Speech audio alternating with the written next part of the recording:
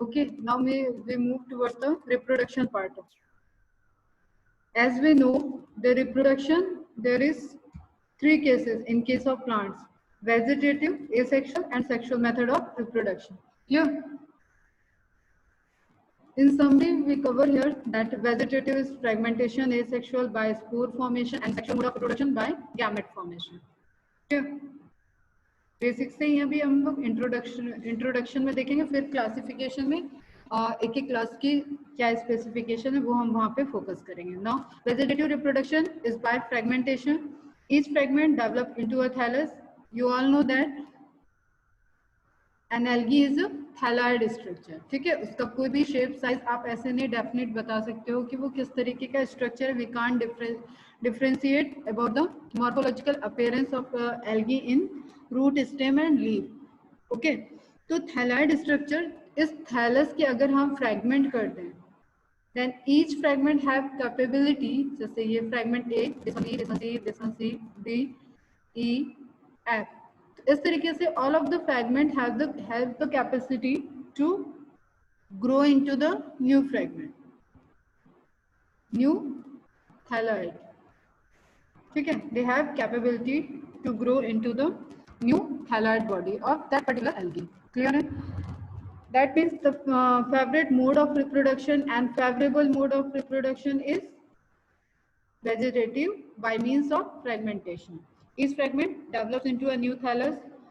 Asexual reproduction is by the production of different types of spores, most common being zoospores. Zoospore की characteristics: zoo means animal, animal shows motility. ठीक है, it means कि जो भी zoospore होगा वो मोटाई होगा. ठीक है, इट मीन्स कि फ्लैजिलेटेड स्ट्रक्चर होगा. कुछ भी रटना है यहाँ पे. asexual mode of reproduction by the formation of zoospore, and zoospore have the motility, that means it carry flagella. Okay, तो स्पोर फॉर्मेशन होगा, स्पोरुलेशन की टेक्निक से होगा. asexual mode of reproduction and most common being the zoospore. तो आप direct के आपके MCQs हैं सारे कि एल्गी में सबसे ज्यादा मोड ऑफ रिप्रोडक्शन कौन से मैकेनिज्म में दिखेगा. तो उनका फेवरेबल मोड ऑफ रिप्रोडक्शन है fragmentation by means of vegetative. ठीक है, and in case of asexual reproduction that is formation of zoospore. Clear? और मैंने एक चीज और पहले भी बताया है कि इन केस ऑफ, इन दो पार्ट में ही हम रिप्रोडक्शन को अगर क्लासिफाई करेंगे तो asexual and sexual, and vegetative becomes the part of asexual reproduction. तो अलग अलग बुक्स में आपको अलग अलग इन्फॉर्मेशन मिलेगी, just you should make it clear. ठीक है, vegetative is a type of asexual reproduction, but in case of plants we separate it as a vegetative propagation. वहाँ पे reproduction word भी नहीं यूज होता है, टेक्निकली वर्ड होता है vegetative propagation. ठीक है, इस वेजिटेटिव पार्ट को हम लोग प्रोपेगेट करा के न्यू प्लांट बॉडी ग्रो कर लेते हैं, उसको हम, उस प्रोसेस को हम बोलते हैं vegetative propagation. They are flagellated, motile and on germination give rise to new plants. किसके बारे में लिखा है ये? ज़ूस्पोर के बारे में. Is it clear to all of you? Clear बेटा? कोई डाउट? फास्ट रिप्लाई करो जरा.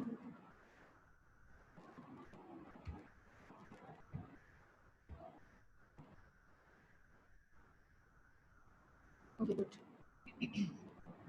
Now next is sexual mode of reproduction. As we all know that when we talk about the sexual reproduction, there should be gamete formation, male gamete and female gamete. Basics of reproduction में किसी को कोई doubt? Gametes का formation होगा, gametes का fusion होगा, fertilisation होगा, zygote form होगा. नाउ टू प्रोबेबिलिटी है, अगर आपका प्लांट बॉडी डिप्लॉयड होगा तो जाइगोट माइटोसिस डिवीजन करके डिप्लॉयड प्लांट बॉडी बना देगा.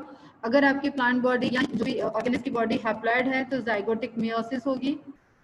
जाइगोटिक मियोसिस से हैप्लॉयड नंबर आ जाएगा and then haploid plant body बन जाएगी. ठीक है, ये बेसिक्स मैंने बता रखे हैं, इसको हमेशा माइंड में रखो. ठीक है, क्लियर है? नाउ अब हमें पता है कि गैमेट फॉर्म हो रहे हैं, ये तो चलो सेक्सुअल रिप्रोडक्शन की नेसेसिटी है कि सेक्सुअल रिप्रोडक्शन की प्रॉपर्टी ही यही है कि दो पेरेंट्स इन्वॉल्व होंगे या टू टाइप्स के गैमेट बनेंगे. Now what is the difference between this gametes? That it may be isogamous, it may be anisogamous, and it may be oogamous. Isogamous, you all know that, ये भी मैंने पहले बताया हुआ है. आइसोगैमी में क्या होगा? Similar in morphology and physiology.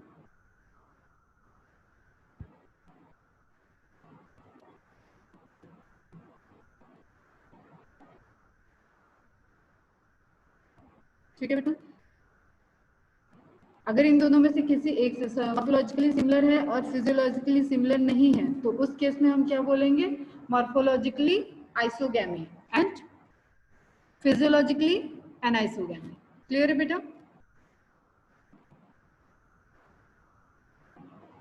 ठीक. सेम वे में हमें पता है डिफरेंट मॉर्फोलॉजी, डिफरेंट फिजियोलॉजी और एनाइसोगैमी. एंड अब यहाँ पे आइसोगैमी में आपके पास दोनों प्रोबेबिलिटी है, they can be flagellated, they can be non flagellated. Anisogamy में आपके पास प्रोबेबिलिटी है कि वो अगेन डिफरेंट साइज के हो सकते हैं, फ्लैजिलेटेड होते हैं, नॉन फ्लैजिलेटेड हो सकते हैं, मॉर्फोलॉजिकली डिफरेंस हो जाएंगे. And a common oogamy is a type of anisogamy in which male is flagellated and female is larger in size and non-motile, or we can say static, non-static. Clear है बेटा? ठीक है. तो these gametes can be flagellated and similar in size. It means they are isogamy. Ulothrix, अब ये algae का नाम है बेटा, ये तो आपको मार्क करना होगा. ये आपका डायरेक्ट एमसीक्यू है. आपको कैरेक्टर एक कॉलम मैं तो कॉलम में भी पूछ सकता है और आपको ऐसे डायरेक्ट क्वेश्चन भी पूछ सकता है कि फ्लैजिलेटेड सिमिलर साइज के गैमेट्स किसमें रिपोर्टेड है. तो उसमें आपको यूलोथ्रिक्स आपका डायरेक्ट एनसीईआरटी से एग्जांपल हो जाएगा. ठीक है. फ्लैजिलेटेड में यूलोथ्रिक्स, नॉन फ्लैजिलेटेड में spirogyra and both have isogamous gamete. ठीक है. इट मीन्स कि their gamete are morphological and physiological similar. You can't identify that which gamete is male gamete and which gamete is female gamete. Is it clear? Such reproduction is called isogamous and process is isogamy. देखो तीन word, तीन terminology आपको मिल रही है. Isogamous reproduction, ठीक है, isogamy that fusion and isogamete that gametes. ठीक है. Gametes form in isogamy is known as isogamete. The process is isogamous and the phenomena of fusion of that gamete is isogamy. Clear? Now next, anisogamy. Anisogamy different in size. Clear? Fusion of two gametes dissimilar in size as in species Eudorina. Again आपको mark करके रखना है. Example is termed as anisogamous. अब आप यहाँ पे क्या करोगे? इस नोट से आपको समरी बनाने को अगर मैं कह दूँ तो आपको क्या करना है? यहाँ पे जस्ट आप एल्गी का मोड ऑफ रिप्रोडक्शन एक तरफ लिखो, mode of reproduction and algae का नेम. यहाँ पे आप लिखो आइसोगैमी, यहाँ पे आप उसका एग्जाम्पल लिखो. यहाँ पे फिर आपको दो एग्जाम्पल पॉइंट ऑफ व्यू से फ्लैजिलेटेड, नॉन फ्लैजिलेटेड दिया तो एक कॉलम आप, एक लाइन आपकी यहाँ बढ़ जाएगी, एक एक एग्जाम्पल आ गया. फिर आइसोगैमी, यहाँ पे आपका एग्जाम्पल आ गया. ठीक है. oogammy इधर मेथड, इधर एग्जाम्पल आ गया. समरी बन गई स्लाइड की. अब जब आपको पढ़ना होगा तो वहाँ पे रिवाइज करने के टाइम आपको इस पूरा पढ़ने की जरूरत ही नहीं. आपको एक टेबल फॉर्म में, एक फ्लो चार्ट फॉर्म में समरी दिखेगी इसकी. ठीक है. Now next one is fusion between one large non-motile. Large non-motile static is female gamete. ये कैरेक्टर आपको याद रखना है. ये यूनिवर्सली हायर ऑर्गेनिज का कैरेक्टर होता है कि फीमेल नॉन मोटाइल होती है एंड मेल मोटाइल होता है. And a smaller motile male gamete is termed oogamous. That is volvox and fucus. Clear? This process is oogamy. Oogamous type का reproduction है. इसके example क्या है? Volvox and fucus. Is it clear?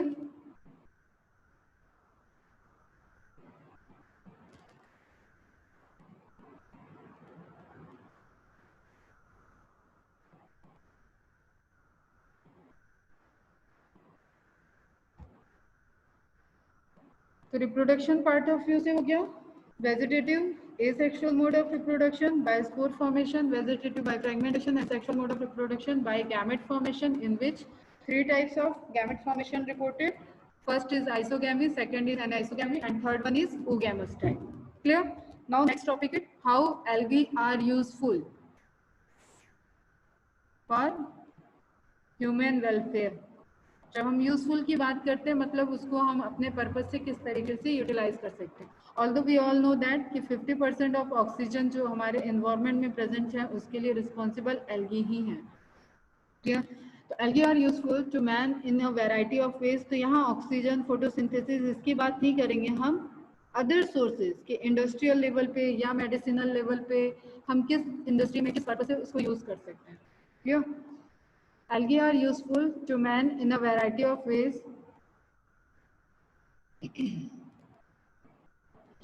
At least a half of the total carbon dioxide fixation on Earth is carried out by algae through photosynthesis.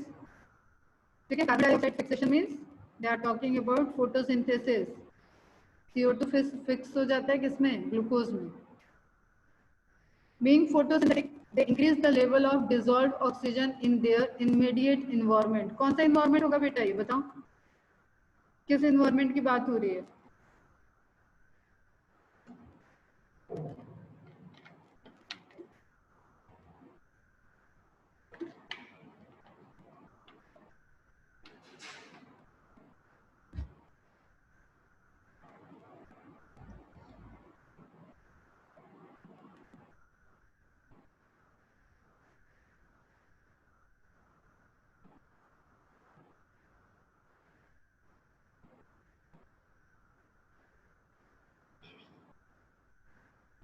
Reply करो बेटा fast.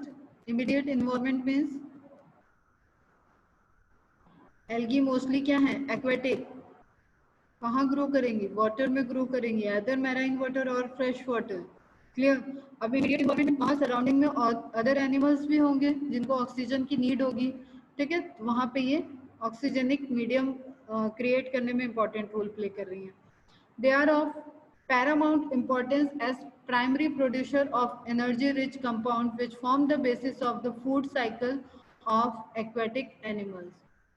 ठीक है, primary producer हो ही गए. एनर्जी रिच कंपाउंड, किस compound की बात हो रही है बेटा बताओ? ये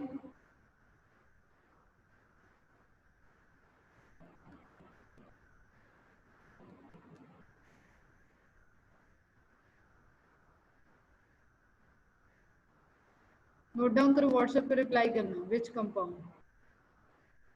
Many species of Porphyra, Laminaria, and Sargassum are among the 70 species of marine algae used as food. ये आपका फिर से डायरेक्ट एक क्वेश्चन मिला. ये अगेन मैं इसके कॉलम में आ सकता है या डायरेक्ट आपको यहाँ से पूछे. तो इसमें आपको पता है कि Porphyra, Laminaria, Sargassum food source की तरह भी यूज हो रहे हैं. Marine brown and red algae. ठीक है, एल्गी के इंट्रोडक्टरी लेक्चर में मैंने बताया था कि एल्गी का जो क्लासिफिकेशन है that is depend on pigmentation. ठीक है, क्वेश्चन नोट डाउन करो. Which organelle is responsible for the pigmentation in a particular cell या ऑर्गेनेल. ठीक है, कौन सा ऑर्गेनेल रिस्पॉन्सिबल होगा पिगमेंटेशन के लिए. ठीक, तो सेम वे में यहाँ पे आपको जो क्लासिफिकेशन का है criteria that is pigmentation. Algae may be green, may be brown, may be red. ठीक है, तो जिस पिगमेंट की कंपोजिशन कंसंट्रेशन उसमें हाई होगी उसके अकॉर्डिंग उसका कलर या अपीयरेंस होगा. Although among all the algae there is a common pigment that is chlorophyll A. ठीक है, जो भी फोटोसिंथेसिस कर रहे हैं उनमें क्लोरोफिल A प्रेजेंट होगा.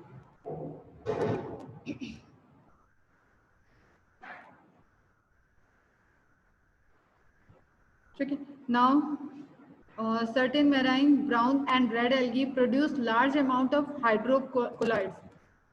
हाइड्रोकोलाइड्स, अब आपको यहाँ पे टर्म समझने की है कि वाटर से होल्डिंग सब्सटेंस, मतलब वाटर को होल्ड करने के लिए जहाँ पे ये एक्वेटिक एनवायरनमेंट में ग्रो कर रहे हैं तो आपको एक रनिंग वाटर ऐसे नहीं कि बहुत तेजी से, वहाँ पे एक एटमॉस्फेयर क्रिएट होने के जो फाइटोप्लैंक्टन या जू प्लैंक्टन मिलके एक हैबिटेट, एक निके बोलते हैं इसको NICHE, लेके बना रहे हैं लोकल, उसको बनाने के लिए उस पर्टिकुलर वाटर को कुछ होल्डिंग कैपेसिटी भी होनी चाहिए। वो होल्डिंग कैपेसिटी में भी इंपॉर्टेंट रोल प्ले करते हैं एल्गी, जो कि हाइड्रोकोलाइड्स का फॉर्मेशन करते हैं। क्लियर? तो यहाँ पे आपको अभी एल्गी के एग्जांपल में Elgin and कैराजीन, Elgin and कैराजीन again आपको नोट डाउन करना है। यस बेटा? ठीक है। Chloroplast is the type of pigment beta. In all pigmentation, chloroplast is not responsible. Just recall that topic from the cell chapter and then answer me on WhatsApp. Clear beta? अभी यहाँ पे concentrate करो। तो algin brown algae and carrageenan red algae, ये दोनों algae water को hold की capacity provide कर रही है। ठीक है, उस पर्टिकुलर जो लोकल एनवायरनमेंट बन रहा है एक्वेटिक लाइफ का, वहां पे वाटर को होल्ड करने के लिए एल्गी रिस्पॉन्सिबल है। क्लियर? नेक्स्ट है अगार। अगार एक पाउडरी फॉर्म का मैन्युफैक्चर होता है बेटा। ये एक्चुअली इंडस्ट्रियल पर्पस से भी यूज होता है, और आपका ये जो आप आइसक्रीम जेली ये सारी चीजें ले रहे हो, एडिबल यूज कर रहे हो, उसमें भी अगार यूज होता है। फिर लेबोरेटरी में माइक्रोब्स को अगर ग्रो करना हो तो उनके लिए जो न्यूट्रिएंट रिच मटेरियल होता है दैट इज अगेन अगार। अगार ठीक है। तो ये अगार कहाँ से आइसोलेट होता है, तो आपको जस्ट एक यहाँ पे शॉर्ट नोट लिख लेना। कमर्शियल प्रोडक्ट है obtained from gelidium and gracilaria. ये भी आपके डायरेक्ट क्वेश्चन है। अब ये सारे आपको मैन्युफैक्चर को मैच द कॉलम करके क्वेश्चन आ सकता है। एक कॉलम में आपके प्रोडक्ट लिखे हो एंड सेकंड कॉलम में आपको एल्गी के नेम लिखे हो, तो आपको मैच करना होगा। क्लियर? और जस्ट इसकी समरी आपको वही टेबल को बना के आपकी समरी हो जाएगी। Are use to grow microbes and in preparation of ice cream and jellies. जो स्लाइम मोल्ड वगैरह खेलते हैं ना बच्चे, उन समय भी ये सब यूज होता है। Now next and most important, जो कि आपके आज के रिसर्च के लिए भी बहुत इंपॉर्टेंट एल्गी है, दैट इज क्लोरेला। एंड इसकी कैरेक्टरिस्टिक क्या है? ये यूनिसेलुलर एल्गी है। ठीक, आप यहाँ पे करोगे मिस्टेक। यूनिसेलुलर एल्गी मतलब आप चले जाओगे प्रोटिसा में, but it is exception, an exception है ये। और ये यूनिसेलुलर होने के बजाय भी ये यहाँ पे प्लांटी में है। क्लियर? प्लांटी में एल्गी में इसको रखा गया है। क्लोरेला इसका नाम है बेटा, यूनिसेलुलर एल्गी है, और सबसे इंपॉर्टेंट प्रॉपर्टी है कि इसके पास प्रोटीन बहुत है। ठीक है, this is the protein rich. तो अगर रिसर्च पर्पज से जो प्रिडिक्शन है कि हम लोगों का जिस तरीके से पॉपुलेशन ग्रो और डिपेंडेंसी बढ़ रही है, तो हमारी क्रॉप्स एक टाइम में खत्म होने लगेंगी या लिमिटेड होंगी, उस वक्त ये क्लोरेला हमारा फ्यूचर फूड बन के सामने आएगा। प्रोटीन रिच अगर हमें फूड लेना होगा तो उस वक्त क्लोरेला एल्गी फ्यूचर फूड है। तो यहाँ पे आप ब्रैकेट में लिख लेना, it is a future food. ठीक है, बाकी इसके बारे में अभी बहुत ज्यादा बात नहीं करेंगे। और इसी प्रॉपर्टी की वजह से जो भी स्पेस रिसर्च वगैरह होती है, स्पेस साइंटिस्ट जाते हैं वहां पे, वो इसको एज अ फूड लेके जाते हैं। ठीक है, एज अ फूड भी जाते हैं, और एज अ वहाँ पे एक ऑक्सीजनिक इन्वायरमेंट भी क्रिएट करने के लिए क्लोरेला को ले जाते हैं, और वहाँ एक आर्टिफिशियल सिस्टम जनरेट करके रखते हैं, जिससे वो फोटोसिंथेसिस करके आपको उस इन्वायरमेंट में ऑक्सीजन प्रोड्यूस करती रहेगी। क्लियर बेटा? यहाँ तक किसी को कोई डाउट? हाँ ईशा, क्लोरोफिल पिगमेंट है एल्गी में। एल्गी में ही नहीं, सारे प्लांट, जितने आप अर्थ पे प्लांट देख रहे हो जो फोटोसिंथेसिस करते हैं, और सारे प्लांट ही फोटोसिंथेसिस करते हैं। एक भी प्लांट का एक्सेप्शन नहीं है कि जो फोटोसिंथेसिस नहीं करता है। ठीक, सब जगह क्लोरोफिल प्रेजेंट है। Just I am talking about कि उसका अपीयरेंस रेड इसलिए दिखेगा जो क्योंकि उसका रेड पिगमेंट का कंसंट्रेशन, जैसे सपोज आपको मैं एक शुगर सिरप बनाने को कहूँ, उसमें बोलूँ कि इसमें ब्राह्मणी को 2 चम्मच डालने, मनाली को 4 चम्मच डालने, और ईशा को 6 चम्मच डालने। ठीक है, तो just because of sugar ingredient, concentration of sugar, आपको वहाँ टेस्ट में वेरिएशन दिखेगा। सेम वे में आपके पिगमेंटेशन कौन सा कितने अमाउंट में प्रेजेंट है, उसकी वजह से उसका अपीयरेंस दिखेगा। जब आप क्राफ्ट वगैरह बनाते हो तो वहाँ पे भी आप कलर कॉम्बिनेशन बनाते हैं ना, लाइट ग्रीन, डार्क ग्रीन, हमें कैसा देना है, रेड देना है, ग्रीन और रेड को कंबाइन कर दिया, कुछ अलग बनाना है, तो वही मिक्सिंग कंसंट्रेशन आपके प्लांट में कितना प्रेजेंट है उसके अकॉर्डिंग उसका या तो रेड अपीयरेंस आ रहा है, या तो ब्राउन अपीयरेंस आ रहा है, या तो ग्रीन अपीयरेंस आ रहा है। उस पर हम आते हैं, अभी क्लासिफिकेशन में बात करेंगे। यहाँ तक क्लियर है? You are getting a very network, कोई प्रॉब्लम नहीं बेटा, क्विट कर जाओ, ऑफलाइन लेक्चर देख लेना।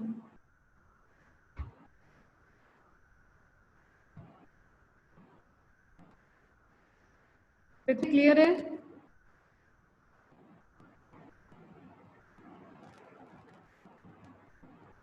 तीसरा वॉइस इज अनक्लियर, बीच में अटक रही है। कोई बात नहीं बेटा, पढ़ोगे, समझ में आ रहे हैं ना? ठीक है, आगे हम लोग कंटिन्यू करते हैं। अब वही पिगमेंटेशन की जो हम बात कर रहे हैं आपको उसके अकॉर्डिंग एल्गी का classification. We classified algae in 3 basic classes जो आपको पता है। इसके अलावा भी डेप्थ में एल्गी का क्लासिफिकेशन है, but we are not a botanist, तो हम लोग उस पर आपको क्लोरोफाइसी, फियोफाइसी, रोडोफाइसी। ठीक है, chlorophyceae, phaeophyceae, rhodophyceae. Chloro green, phaeo brown, rhodo red. अब इसमें आप सी को क्लोरो को ग्रीन से आप सबके दिमाग में बैठा हुआ है, ग्रीन पिगमेंट मतलब क्लोरोफिल, तो वहां से आप ये तो क्लियर है। रोडो का आर ले लो, रेड। ठीक है, एक ही बच्चा फियो, उसको आप ब्राउन ले लो। कोई ट्रिक नहीं बताती मैं, ये सब याद करने की ट्रिक नहीं होती, जस्ट 2 बार पढ़ो याद हो जाएगा। Now first is chlorophycean, the member of chlorophyceae. अब हम किसी क्लासिफिकेशन सिस्टम को पढ़ेंगे तो फिर से हम क्या क्या पैरामीटर देखेंगे? हैबिटेट, अकरेंस, ठीक है, और इसके बैकग्राउंड में बेटा आपकी वो प्रॉपर्टीज चलेंगी जो प्लांट फॉलो करते हैं। ठीक है, जो यूकैरियोटिक सेल की प्रॉपर्टी है वो सब अभी कॉमन फैक्टर में चला गया। जैसे मैथ्स में आप कॉमन निकाल ले तो आपका इक्वेशन इजी हो जाता है, सेम वे में आप यहाँ पे वो कॉमन कैरेक्टरिस्टिक को बैकग्राउंड में रखो। जब आपको एग्जाम में आएंगे तो आप ये पॉइंट्स को मेंशन करोगे। आप यहाँ पे अब एल्गी के बारे में नहीं लिखोगे कि प्लांट है, इसके पास सेल वॉल है, ये सब बातें नहीं लिखते अच्छे बच्चे। ठीक है, तो now focus on that. Chlorophyceae are commonly called green algae. The plant body में बी यूनिसेलुलर, ये आपका क्वेश्चन है। ठीक है, डाइवर्सिटी है यहाँ पे, यूनिसेलुलर है। यूनिसेलुलर के सिंगल सेल भी हो सकते हैं, क्लेमाइडोमोनास इसका एग्जाम्पल है, सिंगल सेल। ठीक है, कॉलोनियल का एग्जाम्पल वॉल्वॉक्स। एक लिस्ट ऑफ एल्गी मैं दे दूंगी आपको, जहाँ पे मैं खुद बना दूंगी आपको, वहाँ पे आपको इस तरीके से इनके मॉर्फोलॉजिकली आप एक एक एग्जाम्पल नोट डाउन करोगे। और फिलामेंटस, फिलामेंटस में यूलोथ्रिक्स आ गया, स्पायरोगायरा आ गया, ओडोगोनियम, जिसमें जिसका अपीयरेंस फिलामेंट लाइक है, वो सभी क्या हो गए? Filamentous algae.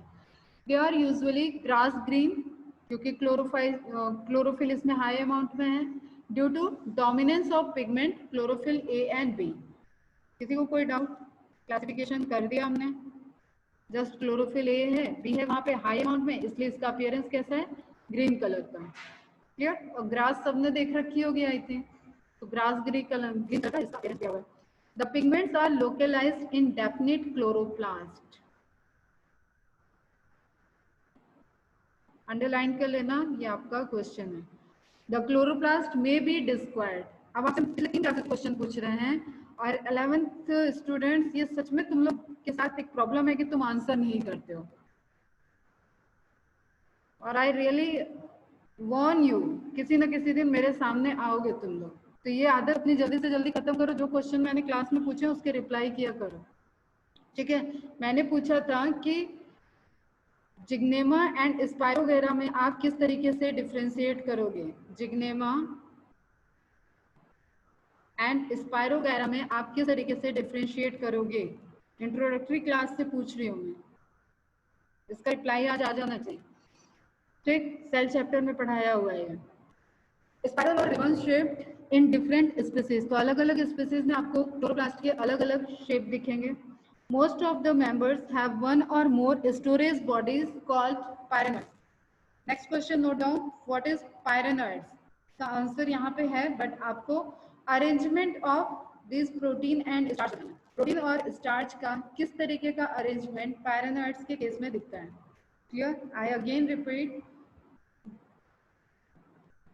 how the protein and starch arrange to form pyrannoids. ठीक है, pyrannoids are the food storage। अभी जस्ट इस साल भी क्वेश्चन आया हुआ है एल्गी के फूड स्टोरेज से। ठीक है, तो आपको एल्गी के केस में एक तो जो डिफरेंट एग्जांपल आ रहे हैं उसको नोट डाउन करना है एंड फोकस करना है कि इनका फूड क्या होता है, रिजर्व फूड इनका क्या है। क्लियर? तो पायरेनॉइड्स आपका क्लोरोफाइसी में रिजर्व फूड होता है which contain proteins and starch. ठीक है, इसका अरेंजमेंट आपको बताना है। Some algae may store food in the form of oil droplet. Again next question. जो सेल चैप्टर इतना डिटेल में बताया था बेटा, वो इसलिए बताया कि ये सारी चीजें आप लोगों को बेसिक्स एकदम क्लियर रहे. ऑयल ड्रॉपलेट्स है तो इसमें क्या कंपोजिशन होगा, कौन सा बायोमोलिक्यूल होगा. Green algae usually have a rigid cell wall made up of inner layer of cellulose and an outer layer of pectose. Again note this point, ये आपका एमसीक्यू है. ठीक है, आउटर लेयर पैक्टिन या पैक्टोज एंड इनर लेयर सेलुलोज. तो अब इसको just आप क्लैरिटी रखने के लिए यहाँ पे एक छोटा सा डायग्राम ड्रॉ करोगे और उसकी आउटर लेयर पे लिखोगे सेलुलोज, इनर लेयर पे लिख लोगे पैक्टिन. 10 साल बाद भी कोई आपसे पूछेगा तो ये क्वेश्चन आपका कभी गलत नहीं होगा और आप दूसरों को बता रहे होगे. ठीक. नाउ आप कोस्टल एरिया में रहते हो, समुद्र के किनारे गए होगे घूमने, आपने देखा होगा एक स्लिपरी सा अपीयरेंस दिखता है. ठीक है, पैर स्लिप करता है वहां जाते हैं, तो वो slippery appearance is just because of जो एल्गी वहां चट्टानों पे ग्रो की हुई रहती हैं, उन एल्गी की outer layer, it means pectin layer. तो आप ये नोट डाउन कर लोगे, पैक्टिन पैक्टोज की बनी हुई लेयर पैक्टिन. ठीक है, एक मॉलिक्यूल हो गया, पूरा लेयर क्या हो गया, पैक्टोज. तो पैक्टिन की लेयर डिग्रेड होती रहती है. इसको डिग्रेड होने के लिए एक एंजाइम वर्क करता है, that is pectinase. Pectin enzyme की वजह से पैक्टिन की लेयर धीरे धीरे डिग्रेड होती रहती है, इस वजह से वहां पे एक स्लिपरी अपीयरेंस आता है. क्लियर? तो just note down, green algae usually have a rigid cell wall made up of inner layer cellulose and outer layer, उल्टा हो गया यहाँ पे. ठीक है, आउटर डिग्रेड हो गया, outer layer pectin and inner layer cellulose. Now क्या क्या बातें हो गई भाई, कहाँ ग्रो कर रही होगी, कैसा पिगमेंटेशन है, ये हो गया. अपीयरेंस कैसा है, यूनिसेलुलर है, कॉलोनियल है, फिलामेंटस है, ये बातें हो गई. ग्रो क्या नहीं लिखा है, इट मीन्स कि बैकग्राउंड में आपका एक्वेटिक है, एक्वेटिक में ही है. पिगमेंट्स की बातें हो गई, पिगमेंट हो गया. क्लोरोप्लास्ट का शेप एंड साइज शेप हो गया. फूड स्टोरेज की बात हो गई. ठीक है, और सेल वॉल की बात हो. आपको सारे क्वेश्चन एक स्लाइड से मिल गए हैं. यहाँ से 10 अप्रोक्सीमेटली मिनिमम, अगर हम इसको रैंडम मिक्स मैच कराएं तो हम 20-25 तक क्वेश्चन सिर्फ एक स्लाइड से तुम्हें बना के दे सकते हैं. बट टू द पॉइंट आपको 10 to 15 क्वेश्चन इस स्लाइड से दिख रहे हैं. क्लियर? किसी को कोई डाउट यहाँ से?